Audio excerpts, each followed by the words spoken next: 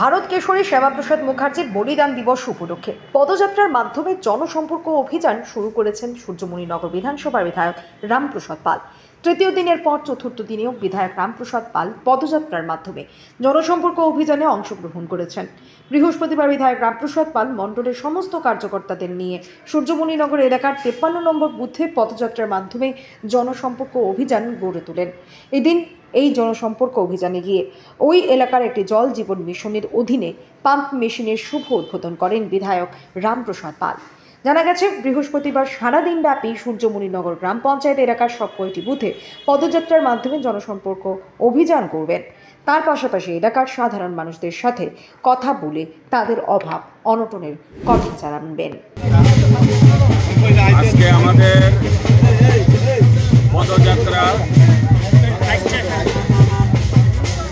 সূর্যমণিনগর, আজকের যে পদযাত্রা চলছে আমাদের সূর্যমণিনগর পঞ্চায়েতের অন্তর্গত আমরা শুভারম্ভ করেছি 54 নং বুথ থেকে, এখন 53 নং বুথে আমরা এসেছি।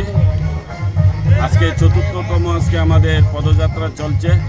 আমরা 23 জুন থেকে শুরু করেছি, আগামী 6 জুলাই পর্যন্ত এই উদয়স্ত জনকল্যাণ পদযাত্রা চলতে থাকবে। আমাদের যে মোটো, আমাদের যে এই এলাকার যে কার্যকর্তা, দৃষ্টাবান কার্যকর্তাদের যে সংকল্প, আমরা প্রত্যেকের এলাকা রাস্তা দিয়ে পদযাত্রা করছি। দুই পাশে আমরা জনগণের সাথে কথা বলছি, দাঁড়িয়ে তাদের কথা শুনছি, তাদের সমস্যা কি এগুলি আমরা রিপোর্টিং করছি। অর্থাৎ অন্যান্য দিনের মতো আজকেও চলছে।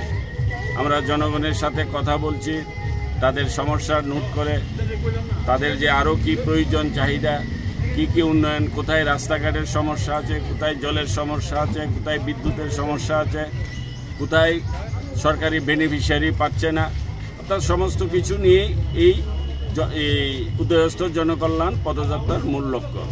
আমরা ভোর 5:30 থেকে আমাদের এই কার্যক্রম শুরু হয় প্রতিদিন, এবং আমরা এই সূর্য অস্ত পর্যন্ত আমরা এই পদযাত্রা করি, এবং আজকেও সেটাই হবে। মানুষের কাছ থেকে কীরকম সাড়া পাচ্ছে, কী দাবি তাদের?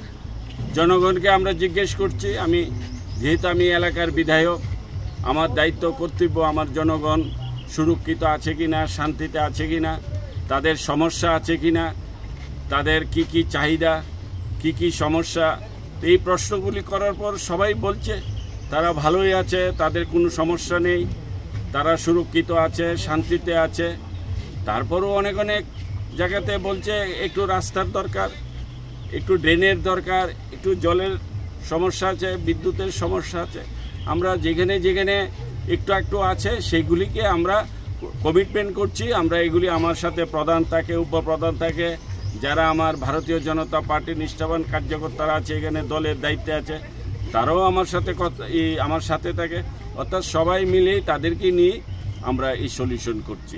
তো জনগণ আনন্দে আছে, খুশি আছে। জনগণের মধ্যে কোনো প্রকার তাদের যে সমস্যা সেটা বলছে না, সমস্যা একটু থাকবে, এগুলি